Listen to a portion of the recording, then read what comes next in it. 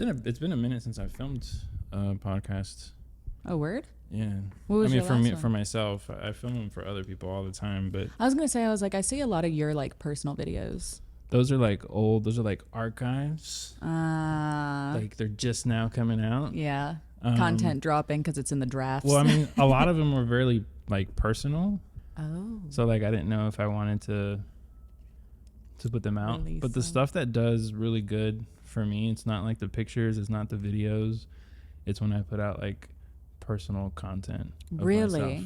Huh. Yeah. So I try to tell my clients like, get on this podcast train and like do some personal branding and stuff.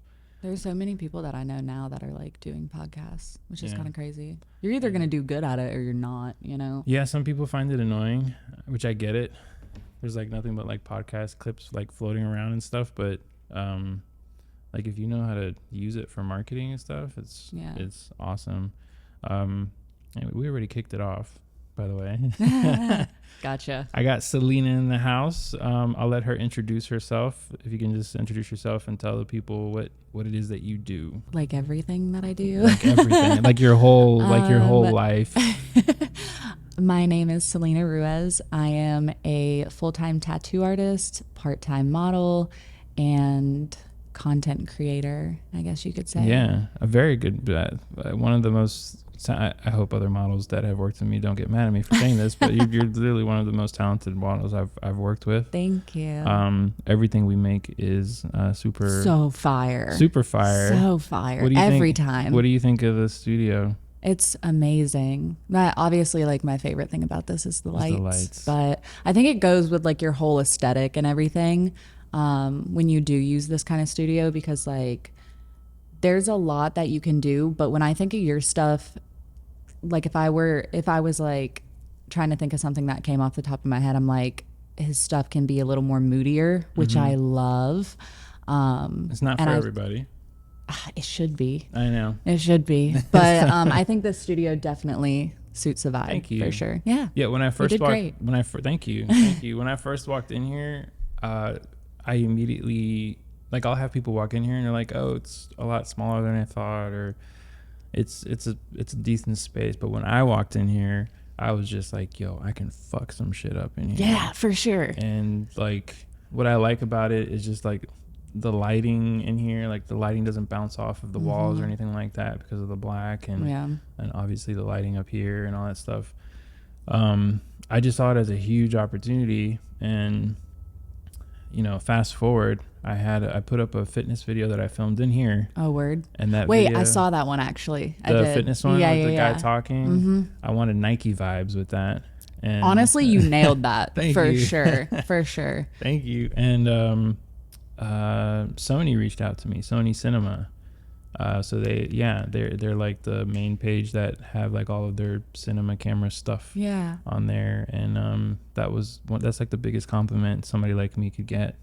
That's so sick. But that wouldn't have happened if I wouldn't have gotten this space. Yeah. You know for sure. For sure. It wouldn't have motivated me to do this shit. Good for you. I mean, your stuff is, it's good. It deserves recognition, Thank you. You've put in the work, so you deserve the recognition. I'm horrible with recognizing myself.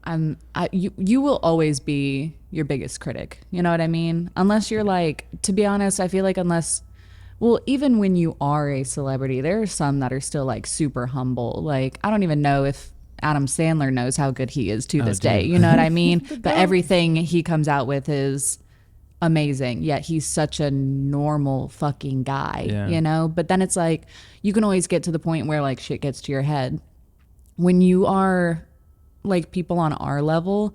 I countless times with everybody I see it you will criticize yourself the most and not realize like what other people see in you, because you are your biggest critic. Absolutely. And it's also the misinterpretation of people. So the one thing I always get from people is, I thought you were going to be stuck up. I thought you were going to be relatable. Yeah. There's this, one of my clients, they're a restaurant in the Music Factory, and this girl, she's a server there, and she follows me. And when we finally interacted, she was like, I used to see you at the gym for years, and you looked like the biggest fucking stuck-up fuck boy I've ever seen. I'm like, damn. I'm like, wow, thanks. And then she's like, but you're like the complete opposite. Mm-hmm. And I've even had people tell me that they're afraid to reach out to me to work with me just because of how, quote unquote, how good the work is. And that kind of breaks my heart, because like I put so much effort into what I do that I want the opposite. Yeah. I'm trying to get people to work with me. So it's kind of a... I mean, you don't want to reach out to anybody whose work is not good. Exactly. Yeah. So it's like, I don't know. Exactly. People get intimidated. Yeah. But You, so I know we'll get into the modeling thing, but something that I have noticed, you are taking the tattooing pretty seriously. Oh yeah, it's all I've ever wanted to do with my entire life. Modeling just kind of came first and on accident. Like that's definitely nothing that... On accident? Very much on accident. I've told this story a million times too, but I've never heard it. Please tell it. All right, so 18 years old, right? I don't even know. I think I was maybe like fresh out of high school. Wait, how old are you now? 20. I'm gonna be 27 in like 2 weeks. So I thought you were like still 21, 22. Okay, that means everything to me. Okay, like approaching 30, I'm like, oh my god. But I used to have. I mean, I still do have. We just don't see each other much anymore. My friend Aaron. Shout out to Aaron. He knew this girl. I guess they were friends or whatever, and she worked for a like clothing designer, right? And her boss was gonna let her branch out and like have her own line, right? But she was like, I'll provide everything but the models. You got to find your own people for that. And she was telling Aaron about it, and Aaron was like, well, I have a pretty friend. And at this point, like, don't get me wrong, like, I don't think I was like an ugly teenager or anything like that, but I was definitely no model, and I was like, I never saw that in me. And so he was like, don't be mad at me, but I signed you up for something. And I was like, what? And he goes, we have to go to Atlanta, Georgia tomorrow. Oh, and wow. I said, what? From where were you guys at? Like near the Winston-Salem area. Okay. So it was still, a good little drive, but me and my two best friends, we went. And because I was like, fuck it, like, let's do it. So we drove all the way there. And when I tell you, I was so out of my world, it wasn't even funny. I was like really intimidated. It seemed like all the girls who were there kind of already knew what they were doing. That's crazy to me. My first modeling pictures were not cute. Like and to be really honest, like because I've showed a bunch of people, like you can definitely see the growth behind it. I mean, I would hope so after like 9 years, but it was like not me. I feel like I looked really uncomfortable. The shots were like okay, but I didn't know what to do. I didn't know what I was doing. I just showed up, So that's kind of how it started, because then after I got home, and I was not big on Instagram either. I was like posting MySpace vibe type stuff. You know what I mean? Like drawing on signs, holding it up. I didn't think you were old enough to know what MySpace is. Yes. MySpace crazy. Was like huge whenever I was 15, 16, younger, if anything. But my grandma raised me, and she basically like scared me on social media. She was like, if you have a MySpace, like you're going to get kidnapped. And I was like, oh, okay, grandma, like I won't do that. So Facebook was like the first thing that I had. And I had a Tumblr too, but MySpace, Tumblr, dude. I was like a super moody kind of girl on there. I was like, but anyways, yeah, so I was posting like MySpace type vibes on Instagram, and I was not posting regularly. It was literally just for fun. So I get home after this photo shoot, and I start posting some stuff, and like immediately people are reaching out to me to, like book photo shoots and stuff. And I'm like, what the fuck is going on? And I ran with it. I ran so hard with it, honestly. Building the portfolio was not easy. It definitely took a lot of work, especially to get where I am now. But it just like... But now you're able to. It just happened. But now you're able to make money off of it. Like, yeah. Did it take you long to realize, like, hey, I can make money off of this? Yes, because where I was mentioning, like, you are your biggest critic, I didn't know when I was good enough to start being able to charge people until I realized that I was getting, like, more and more inquiries. Bleh. I say inquiries. Is it inquiries? I say inquiries, but I also say a lot of things wrong. So I'm gonna take this part out and put it on my Instagram. Inquiries or inquiries? Let us know. Yeah, I think it's inquiries, honestly, but it just sounds so weird saying it. But anyways, I started getting a lot more people reaching out and trying to book me and stuff. So then I started charging for it. But I also was always the person, and still am, like, very rarely do I have a hair and makeup artist or a stylist or anything like that. Like, I do everything I was getting ready to myself. say, have you ever been part of an agency? No. I was going to, I think I was going to do almost like Directions in Maryland. And then I think I was going to try. I don't think I've heard of them. I think it was like BB, I don't know, some other agency, and I had an interview for it too, and like they wanted me, but they wanted to take control of my social media. Oh, hell no. I would have rather have had like an undermining management for that and still have me have full control over it, because like once they wanted full control over it, and this was a very much like legit agency, but I at that point like had worked so hard to get where I was, you know, and I had only had maybe like 20,000 followers. All of them were real. All of them was like, I don't know, I put in that work, you know? So I didn't want somebody coming in and like taking control of that, because what I was doing was working. That's why like the underlying management I would have been okay with, because they could have given me pointers. They could have been like, we'll try this, you know, like without taking control. But yeah, I do everything myself for my photo shoots. So that's a lot of time and effort that also goes into it.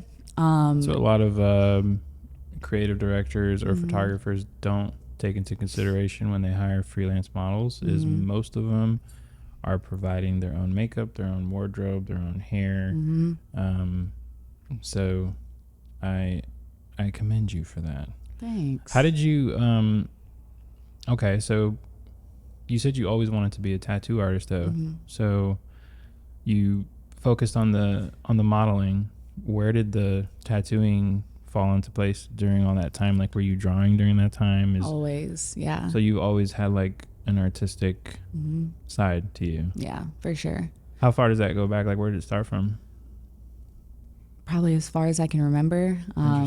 Ever since I was a kid. I mean, like all kids draw and color and everything like that. My shit sucked. Like those people where it's like, I can't even draw a stick figure. I can draw a stick figure and put like funny feet and hands and a face on it. Hey, that's something. That's as far as my my drawing goes. No, so I don't know. I just always that's where I always gravitated towards. Was like in my free time, I always wanted to draw or paint, or like, cause I love different mediums as well. So like I've sculpted, I've carved, I've painted, I've done, you know, pencil and colored pencil. Like I've done it all. But there was never a time where I was like never not drawing in my free time or had nothing to do. Was it sort of like an outlet for you? Yeah, probably. A little bit of a damaged kid, but yeah, I know, right? Yeah. My dad was a super awesome artist, right? Not a tattoo artist, but he was an amazing creator. Like he created some really cool pieces of work. Interesting. Yeah. That's so cool. But he was also tattooed from like head to toe. And he, to me, was the coolest person I had ever seen or met in my entire life. I was very much a daddy's girl. But he like, I don't know, he was just cool, and he looked cool, and he like said cool things and was just like that cool guy. I don't know. And so where he had so many tattoos, I was like, I want to look like that. Like I want that. And I think being an artist as well, I started like honing in on tattoo artistry. And I was like, I think I want to create those pieces of art, because then my art lives on somebody else's body and I can help somebody. Like it ended up getting real deep too as I got older and like understood more. But I was like, I am able to help people express themselves and create or like decorate their bodies the way they want to look. I get to be a part of that, you know? And I thought it was so fucking awesome. So where's your dad at now? He is dead. It's okay. My long story short, I think it's like going on 2 years. My mom, they both had like low key when I was a kid, they had like addiction issues. I love them to death, so I don't want to like entirely talk down on them, you know? Yeah. But that's what made our childhood so rough, because they did, you know, they fought a lot, you know, this, that, and the other. But you have siblings? Yeah, my brother and my sister. Okay. My sister is 6 years older than me, and I think my brother is like 8 years older than me. Them? Yeah, I go to Tennessee and visit him like every few months. Tennessee. Yeah. But my mom, like, so because of those issues and the decisions that they made in the past, it'll take a toll on your body, obviously. Absolutely. So it kind of caught up to them once they got a little older. My mom, it was kind of shocking. Like nobody expected either of them, you know. But my mom, she was having some like regular health issues, but I think she was keeping us in the dark a lot because she just didn't want to hear it. She didn't want us to worry, you know. She just didn't take care of it, I guess. And she passed away on my dad's birthday. Oh my God. And that was in September, and then September of how old were you? 2021. And kicker, 7 months later, my dad passes. So that was definitely like a double fucking whammy. And he had like regular health issues as well. Like it wasn't anything crazy, at least that we knew of. But he had been like in and out of the hospital a couple times prior to his passing, and He just didn't tell you guys why. They didn't know why. Like he was having some issues, but like the doctors were fixing it. It wasn't anything that was like terminal, you know. So then he's at home, and he texted me every morning, right? So I woke up the next morning with like weird phone calls from my family, and I just like, I already fucking knew, man. Like it, like, I don't know, I just knew. And so I was like, I wasn't answering anybody, and I was like frantically texting my dad. I was like, please tell me you're okay, like please, whatever. And yeah, so how old were you? You said you were when this happened? This was in 2021, so like 2 years ago. I was probably like still recent. Yeah, I was probably like 24, 25. So yeah. Didn't we just meet like a couple of years ago? Did this happen like before this? I want to say so. Like the shoot that we did when I had split hair, I think garage. Yeah, I want to say that it was I think that was after the passing. I hid everything for a long time. I didn't talk about it. Sure I as hell did. Yeah, I didn't want to. My coping mechanisms are not healthy, and I do not recommend. But I just like, I just pretend like nothing happened. Like I didn't want it to be real. So I don't know. Healing has been really hard, especially because they always knew I wanted to be a tattoo artist as well, and never got to see it. So I was literally doing like this custom big Medusa piece like 2 days ago. And as I was like finishing it, I start like tearing up because I just start thinking, like, every time I do just a really awesome piece and deliver really good work, I'm like, damn, like they would have loved to see this. And I don't know, it makes me happy, but it's like really bittersweet. Cause like during my like first 5 or 6 years of modeling, there were times where I took a break and I tried to like go to all these tattoo shops and, you know, find an apprenticeship, and that shit was hard. Like the tattoo industry, it definitely grows and like becomes more modernized. But when I was looking at the time, it was like they didn't want to take me on because like I didn't have enough tattoos, or which is kind of weird. Because you didn't have enough tattoos on you? Yeah. Interesting. Like I had maybe 4 or 5, but my art portfolio was good. And then it was like they also wouldn't want to take me in because I had no prior tattoo experience. But to get experience, you have to get an apprenticeship. But then they like wouldn't want to get it was more of a gate kept community probably then than it is now, but it's still very gate kept in a lot of aspects. So, you know, I would take a break, try to look, get shot down, stop looking, try again, get shot down, stop looking, go back to modeling. And then a couple years ago, I finally found a shop that really gave me a shot. It was a really good stepping stone for me. But come the beginning of this year, this month, you know, at the beginning of this month, I moved into a new shop that is really going to help me pertain to growing as an artist and learning a lot of stuff, because I love, it's so weird too, because when people are like, what do you specialize in? Like, what do you like? I love my job so much that I like everything. Same. If I get to, for real, like if I get to hold my tattoo machine for the day, I'm happy. Same. I don't care if you're coming in and getting live, laugh, love, or you're getting like a huge custom piece from me. Like, I don't care. I'm just happy. Like, it is very much like in its purest form, my happy place. It's the same for me. Yeah. It's the same for me. When I started, the more seasoned photographers would say, you know, to make it in this business, you have to really niche down. So you got to be a wedding photographer, or you got to do commercial, or you got to do this, or you got to do that. And I took the opposite approach. I not only was I doing that with photography, but I was also learning how to shoot video. Yeah. At the same time. Your video work is thank you. So that's fucking what I'm smooth. Yeah. That's what I'm I have fallen in love with. So, it kind of just goes back to my childhood. My mom kind of just kept me inside all the time. I was very sheltered, very religious upbringing.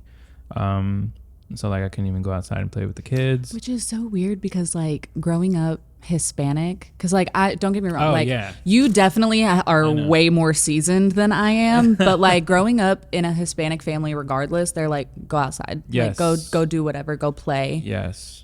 So that's super opposite for you. No, you're absolutely right. Like the few friends that I had growing up, their families were that way. Yeah. They like to play outside. Mine was that way. Yeah. You know, not my mom. She was just. Wow. She was just so scared of losing me to this ugly world that she held on extremely tight. Yeah. And I'll never forget, somebody from church told her, you know, you got to treat Sam like a bar of soap in the shower. If you can hold on to him gently and he'll stay in your hands. But if you squeeze too hard, that bar of soap's just going to pop out. Yeah. And that's more or less kind of what happened. I'm not talking shit about my mom. She did a fantastic job. She raised my sister and myself. But like everybody has their faults. Right. Like nobody does parenting perfectly, you know? Yeah, but that was my childhood. Video games and movies. Yeah. So I was, you know, that's where all this comes in. That's where all this comes in. And I wasn't watching like the fucking superhero movies. No, I was watching like Godfather Part 1 and 2. I was watching Heat. I was watching The Matrix. I was watching just like all the gangster movies, Blood In and Blood Out, and fucking American Me, and like all these films that nobody like even knows about. Right. Those were the films that I was watching, and I'm just like, I fell in love with them, but I didn't know why until now. Yeah.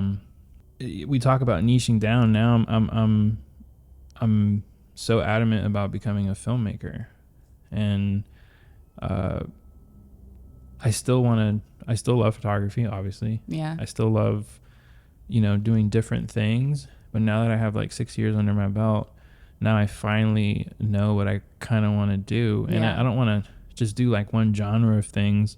Like I just want all the genres. Absolutely. So this year I'm focusing on documentaries. Last year I started my very first one.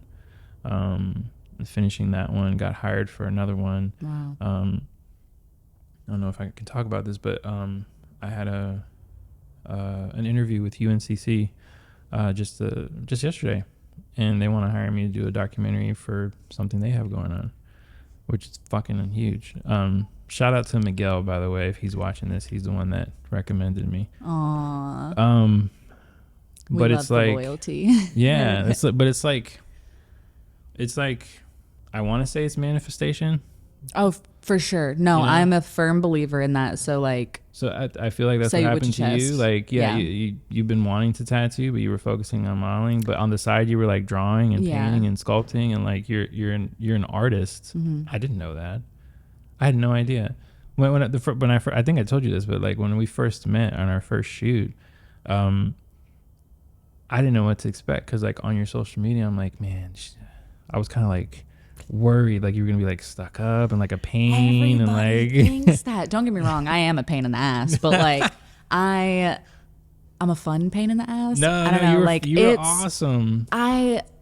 I think growing up like not having anything and a lot of times like having to fend for myself and do a lot for myself. I had some great support beams, don't get me wrong, because like my brother and sister did a lot for me when I was a kid, and then growing up my grandma, you know, she took over and she did an awesome job. But like I ended up having to like find my own way in a lot of like crappy situations. And I think having to have life hit you the way that it's hit me, because like outside of my parents, like I lost my grandmother and my grandfather very close. So I have no parents or grandparents, you know. And this is all within the last decade. But probably within the last like 5 years. 5 years, I experienced a lot of loss in my family. Like they were dropping like fucking flies. It humbled me a lot, but I also never wanted, I think naturally being surrounded by the people that I've been surrounded by was never like I never carried a holier than thou attitude. I never liked it because I grew up an ugly duckling. That's why modeling, when it hit me, I like didn't see that in myself. So yeah, like I was not a cute kid. But like I don't know. I definitely don't think that I was because like people see my pictures and they're like, wow, like you've always been pretty. No, I was not. That's hilarious. But like I think all of that together really did humble me. But I also got shot down a lot in the industry, not necessarily modeling, but like with tattooing. I am religious, you know, I grew up religious. I'm not one of those people who like shoves it in your face kind of thing, but I have my own beliefs. And I do think that it was gonna, you know, whether you look at it as like a higher power or the universe or whatever, like it was gonna come to me when it needed to. And maybe I just wasn't ready. Maybe I just needed to find the right place, you know, all about right place, right time. So amen. So it definitely, it came to me when it needed to. I hate that there's people in my life that haven't gotten to see it, but it's just, I don't know. Only the right people are going to see it. Yeah. And something that I've noticed with my particular journey is the right people. Let me backtrack. And I'm sure you hear this all the fucking time, especially with social media, but it's like the people that you have around you have such a huge impact. And I can't emphasize that enough. Yeah. That's why I've cut a lot of people out too from my past. You definitely have to. You have to, because if they're not aligning with what you're doing, all they're going to do is just drag you back to where you were. Yeah. And I've had those experiences, and like you don't notice for a while, but then you start to catch on. Exactly. You know, and it can be heartbreaking for sure, but like it's just one of those things. Like if they're not here to see you grow, even if they're not doing the same thing, if they're not here to see you grow and support you, they don't need to be there, you know? So that's another thing too. When I started to find success in what I do, the amount of people that I was expecting to see support from were the people that just, where y'all at? For example, this studio. The people that have been helping me build the studio, renovate the studio, run the studio, are other entrepreneurs and business owners. People in my little circle. So they get it. Because they understand. They know how hard it is. And it's been so fucking hard. Like I literally, last year was, for my business financially, it was the best year I've ever had in the last 6 years. Congrats. But thank you. But I took all of that and dumped it right back into the business. So like, that's growth. In a definition, that is growth. Bro, when I tell you, I don't mean to call you bro, but bro, when I tell you, like, I think that was the problem last year is I got way too comfortable. So my creativity started to go away. My passion for things took a halt. I wasn't really innovating anymore. I wasn't getting creative with like my portrait shoots or my video shoots or anything like that. And it's funny enough, I was having a conversation with my barber, very intelligent dude. He was is he like one of those like older wise men? This dude is amazing. So a shout out to Savage, but I have to have him on here. He has an amazing story. He grew up in Philly, was associated with the wrong crowd, and was incarcerated for I think over a decade. Wow. I think it was a long time. I remember him telling me it was a very long time. Anyways, he got out and now he's an entrepreneur, and he has his own barbershop in Ballantyne, out of all places in Charlotte. Wow. Killing it. Yeah. But that's not what makes him special. The conversations that we have are so fucking personal. Like he's just so straight up with me. And he just kept telling me things that I needed to hear that I wasn't hearing from other people. And you need people like that in your life. Like everybody needs somebody like that in their life, where it's like they'll support you and, you know, like they'll cheer you on, but like they'll give you a reality check. They'll be straight up with you. Like they're not going to sugarcoat anything. Correct. So, and he just told me things that nobody else was telling me. I implemented them. And every time I'd go back to get a haircut, I'd tell him, hey man, remember we talked about a couple weeks ago? Like I did this and this is what happened. And then like just again and again and again. Yeah. And now the dude is one of the few that I consider in my inner circle. Yeah. Because he gets it. He understands. He's just that kind of person that aligns with where I want to go in life and what I'm doing in life. That's awesome. Going back to what we were talking about, it's fucking hard, man. It's fucking hard. I know. I can't remember the last time I was in a situation like this, but the only difference is now I have the knowledge and the resources to do the leveling up that is required. So, but that's good. Nothing but growth in 2024. Yeah, 2024, bitch. Not to go back to talking about your family, but I'm very sorry to hear about that. Thanks. I know nobody ever really knows what to say. You're just like, I'm sorry. Yeah. I mean, you lost both of your parents within the last couple of years. Yeah. I would have never known that. Yeah. You know what I'm saying? I don't like to carry myself that way. It's Which always is good. Yeah. It's always been really foreign for me to put my full personality on social media, not because I'm portraying somebody who's fake, because everything you see on social media is still very much me. Correct. But I just, in, I guess, like video form, I don't show how personable I can be, because to me, everybody has their own problems. They don't want to hear it from some pretty model, like boohoo me. I don't want anybody to ever think that. Like I deal with my shit. They probably think you don't have real problems. See, that's the thing. Like I'm going to have both end of the spectrums regardless. Like I'm going to have people who are like, holy shit, like I never thought that she's ever been through anything, versus people who, once I would finally, or like if I ever choose to speak out about things out, you know, outside of here,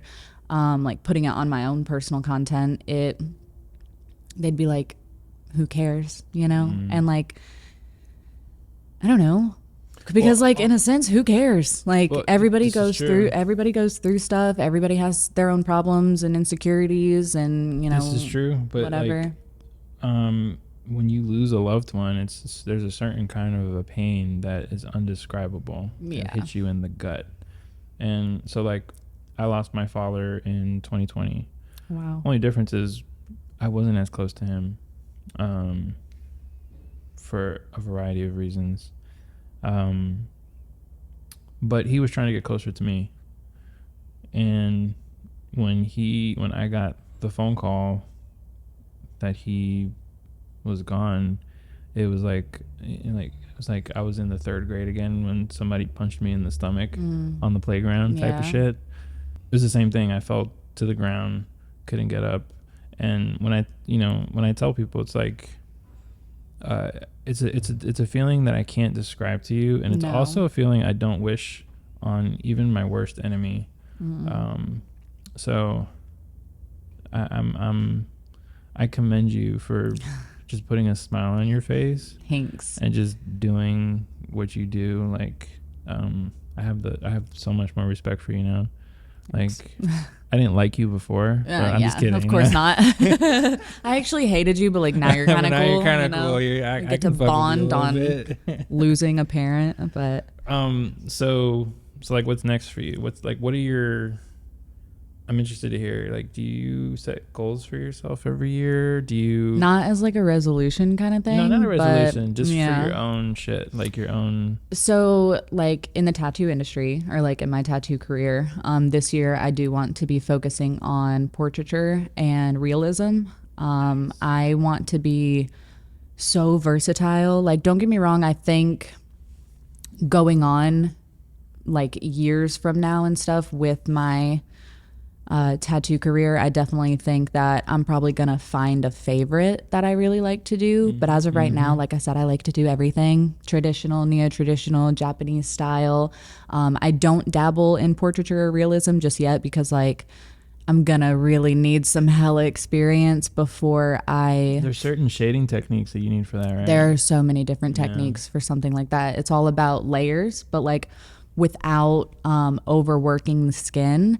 And just knowing what steps to take in what order. So, and they're definitely way more time consuming. A lot of times, like I follow a very specific, realism artist, and she does mainly color. I don't see her do a lot of portraits, but it's a lot of like landscape type stuff, but not real. It's just realism, you know what I mean? It'll be like oranges in space or something like that, but they're like they're cool. Fucking real oranges in like a real galaxy, and it's all it's gorgeous. But some of those take like 3 to 4 sessions for like maybe a piece like this size, you know what I mean? So it's like they're definitely more time consuming. But that's kind of my tattoo goal for this year. That's a great goal. Yeah. You want to know why? Because you just said it takes more time. That right there, if I start now, shaves off a ton of people that aren't willing to do it because they want that quick buck. There's a lot of people who like they'll find their niche, and then it's like that's all they do. They don't try to branch out, and even if you're not gonna do portraits or like traditional style or anything like that, it's still very useful, like especially as a tattoo artist, to at least know how to do it. You know, I don't know. So there are people who like won't even learn certain styles. Interesting. And I think as a tattoo artist, it's almost like paying homage. Instagram, tell us, homage to each style and like what they mean, where it comes from. I don't know. I'm a deep kind of person when it comes to like what I do. You know what I mean? So much sense, because I and this is probably a dumb example, but it's the same shit. So when you film video, You can do it you can do it 3 ways: on a tripod, on a gimbal. You know what a gimbal is? Yeah. And then I have one. Don't know how to use it just yet, though. Oh, I'll teach you. Bring it next time. Okay. Or handheld. Yeah. And I was so gimbal heavy because like I want that smooth, cinematic shit. Yeah. Blah blah. It's blah. a stabilizer. It's a stable. Like it makes it look so good. Yeah. The thing is with a gimbal, is I can film a piece of dog shit with a gimbal and make it look cool. You know what I'm saying? That's such a good analogy. I'm just saying, like. I just had to. It just really threw me off guard, but I was like, "That's facts." Honestly, welcome to Sam's world. I love it. So what I started to do was challenge myself to shooting handheld because I started to notice all of the films that I like watching, all the documentaries that I like watching are all handheld. Handhelds, yeah. All of my favorite cinematographers, handheld or on a tripod. Oh, wow. Because what they'll do is they'll frame the shot so good that you don't even notice that the camera's not moving. Yeah. You know what I'm saying? Yeah. So that's what I practiced. And now 90% of the stuff I do is handheld. And I feel like the gimbal has its place. It's a tool. But if you overuse it, it's like you get the same shit over and over. So you're able to bounce back and forth because you know how to do it because you practice with it. Correct. So you make yourself versatile. You know, it gives you options and it gives your clients options too. Tons. The last wedding I did, it was 3 of us, and you know, I was like, I'm gonna kill this shit. I'm gonna have one camera on a gimbal, and I'm gonna have another camera on handheld. I'm just going back and forth like a fucking G. It's my last wedding of the year. I'm gonna fucking kill it. We get to the wedding venue, and I'm like, fuck, I forgot my gimbal. No. So my assistants, they were like, do you want to go back and get it? I'm like, no. Like by the time I come back and go, it's gonna be too late. Yeah. And then one of my videographers, he goes, Sam, you don't need that shit. And I'm like, fuck. So it was my very first wedding in 5 years where I filmed the entire thing handheld. Wow. And it's probably one of my best. When I gave the couple the teaser, they called me like hysterically, like, this is exactly what we wanted, blah, blah, blah. That's music to your ears, you know? And it was just like, it was my sign. All right, I need to try different shit. And I can go on and on about trying different things. Like, I was so adamant about always shooting outside. Yeah. Now that I have a studio, I don't ever want to fucking leave because I have so much to learn about just lighting in general. So I feel like that's with anything. You have to expand your horizons. Oh, for sure. What I'm saying? Like whenever a client comes into the tattoo shop and like 3 other artists are like, that's not something I want to do, I'm like, bring it over here. That's a great attitude. Because when I started, the photographers that I was looking up to that were teaching me or mentoring me, I would always ask them, like, do you do any video work? Do you dab into video work? And they'd be like, no, I can't. No. Yeah, exactly. And I'm like, but why? Like, you could be killing the game in both industries. Right. So from the get-go, I was like doing both. Every single time I shot with somebody. I think it's also cool what you do because it's like you'll take your stills, you'll take your photos, and then you'll take your video of the shoot. And I feel like when you do both in one shoot, it gives the shoot that you did and the pictures personality. There you go. It shows, it's like watching where it came from. It's almost like watching the photo shoot be born in a way. Like, it's so cool. Like, because I love it when you do that. A photo shoot, thank you. Yeah. A photo shoot is more than just the photos. Yeah. Especially like fun ones. Yeah. I'm not talking about like corporate headshots and shit. I'm talking about like family shoots or model shoots. It literally shows the personality of the shoot and the people in it, you know? So it's like... And I want people to experience that if they're not... I want them to kind of feel like what it is to do that. Like, people are like, why am I going to spend money on a photo shoot?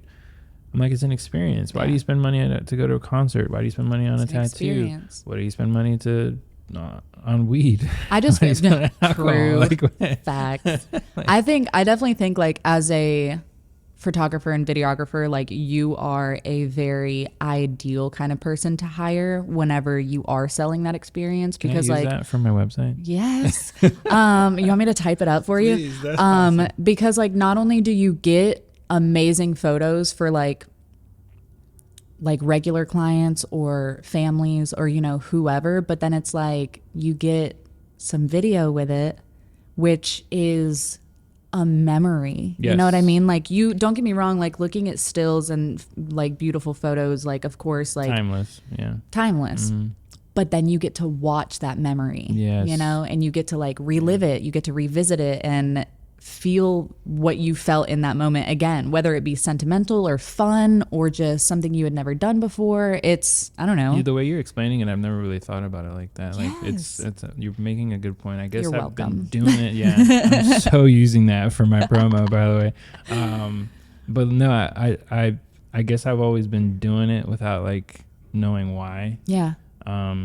That's why. Yeah. And it's funny because there's a videographer here in Charlotte that I love his work. Mm.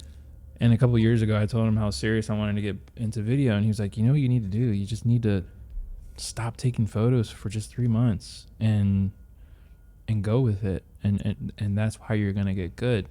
And it was so hard, mm-hmm. but I did it. And it was like boot camp. Yeah, probably. And it was like, because the thing is with photography and videography, and I said this in another podcast, I can do a photo shoot anywhere. Mm-hmm. Anywhere. I don't care where we're at, what kind of lighting. 9 out of 10 times I can pull it off. Yeah. But when you're filming, there's certain things that you have to have in line to for it to make sense. Yeah. What video is just telling a story of whatever. Yep. Could be however big or small. So that was what I had to practice, was telling the story. Mm-hmm. Whether if it's a awesome model that's posing with cool lighting, or right. if I'm filming a wedding, I have to figure out how to portray that the best way. Yeah. So when I would set up, anytime I try anything new, I'll set up collab shoots. Mm-hmm. And I set up a couple collab shoots just for video, and I was stuck for a little bit. But I started getting the hang of it, and the shoots were a lot shorter and just straight to the point. And basically what I'm trying to say is like, now I'm able to combine both experiences in one, and it's a beautiful thing. Mm-hmm. It's a beautiful thing. It's a beautiful thing. So, wow, we've been talking for 50 minutes. Already.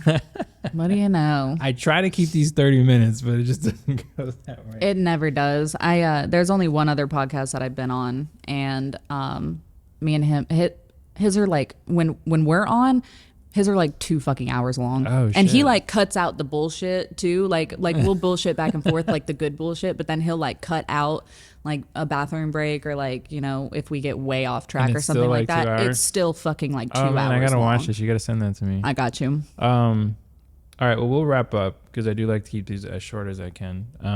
But so there's something I like to ask everyone at the end of each podcast, and that is if there is somebody that, for example, wants to do their own thing, or mm-hmm.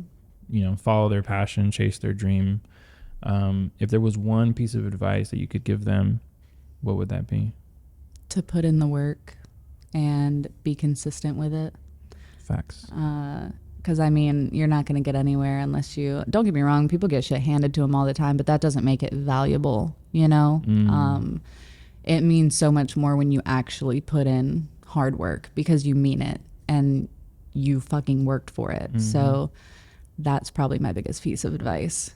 Facts. Yeah. Very cool. Yeah. Did you have any other questions for me? I do. So, social security number. Oh my gosh. I didn't know it was going to be that kind of podcast. Tell people where they can find you. All over social media. Literally all over social media. Literally. And I've had to restart my Instagram and TikTok a couple times. I've had to change the name. So I'm pretty sure my Instagram it's Sylinasaurus. I'll put it on the screen, y'all. That's my modeling Instagram, and you can find my tattoo Instagram at A Kink for Ink. A Kink for Ink. Such a dope tagline, right? A dope name. Yeah. I really lucked out with that shit. I was like, I want a clever tattoo name, and dude, you're almost at 5,000 followers on here. I might tattoo one, right? Nice. Okay. Ooh, these are dope. The smiley faces. I'm sorry. I was like, and humble brag, my modeling Instagram is doing great. These are awesome. I don't TikTok as much, but I have 2 TikTok accounts now because one got reinstated like 6 months after they were like, hey, we're gonna take it down, so it was like suspended.